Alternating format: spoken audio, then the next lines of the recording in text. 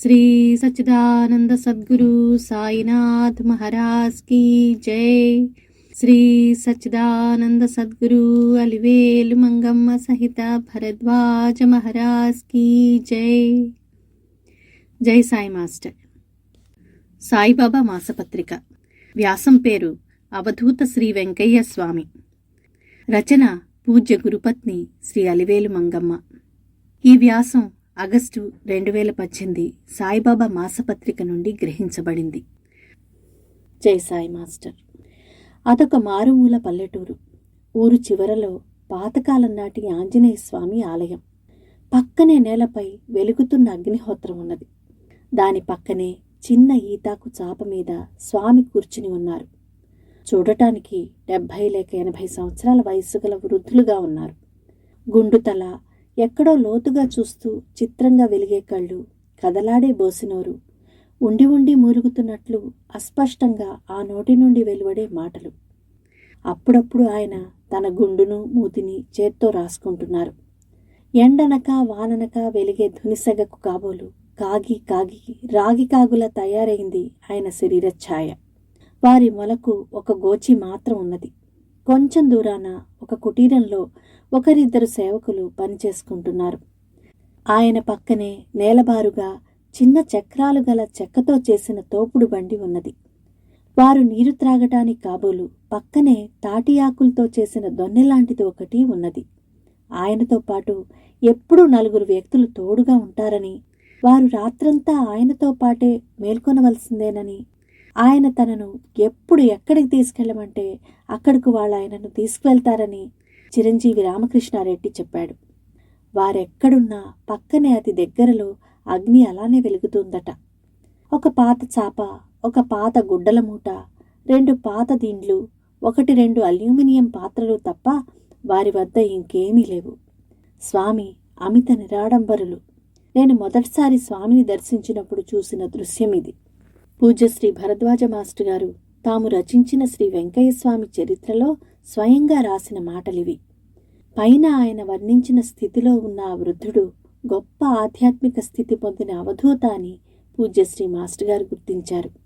అట్టి అవధూత దర్శనం మానవాళికి శ్రేయస్సు చేకూర్చగలదని విశ్వసించిన పూజ్య శ్రీ మాస్టర్ గారు తమ వద్దకు వచ్చిన వారిని స్వామి దర్శనానికై పంపేవారు।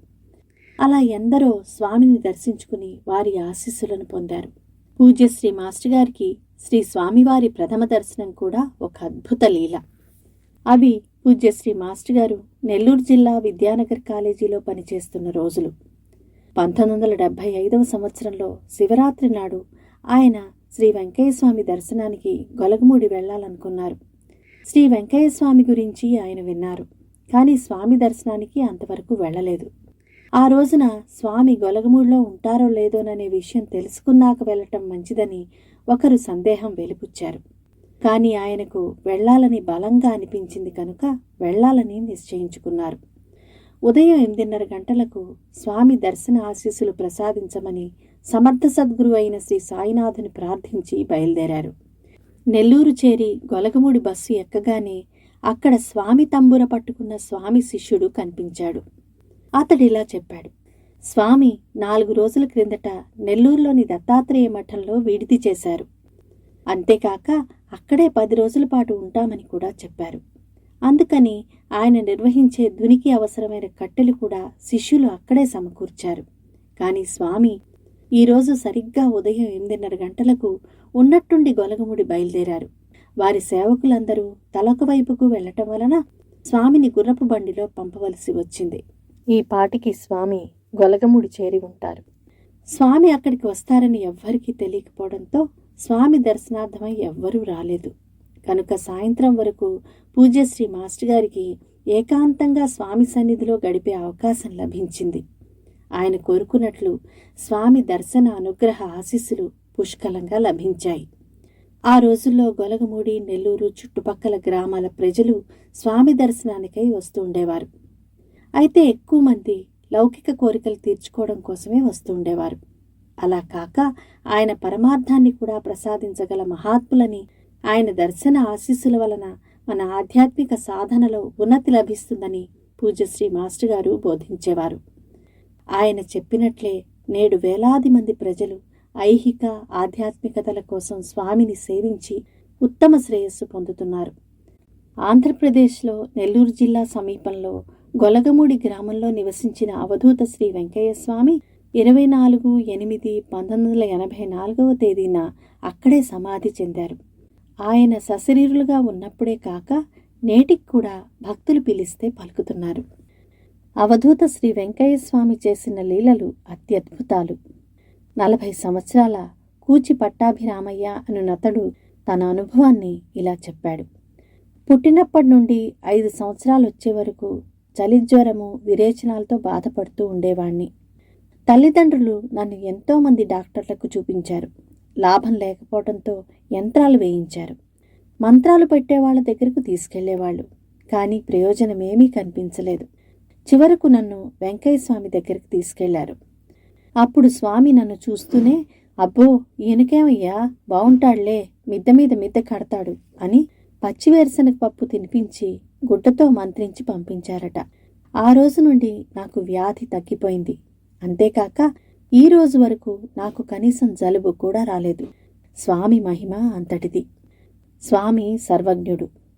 మైకాగన్లో సర్వేయర్గా పనిచేసే పోలిరెడ్డి గారికి ఒకరోజు స్వామి, నీవు పాతాళానికి అధిపతివవుతావు అని చీటీ రాయించిచ్చారు. కొద్ది రోజుల్లో భూగర్భగనికి అతడు మేనేజర్ అయ్యాడు. అలాగే జూలై 13, 1979 అమెరికా వారు ఆకాశానికి పంపిన అంతరిక్ష నౌక స్కైలాబ్ ఆకాశాన్ని నుండి కింద పడుతుందని, అది మన దేశంలో ఎక్కడైనా పడవచ్చని శాస్త్రజ్ఞులు ప్రకటించారు.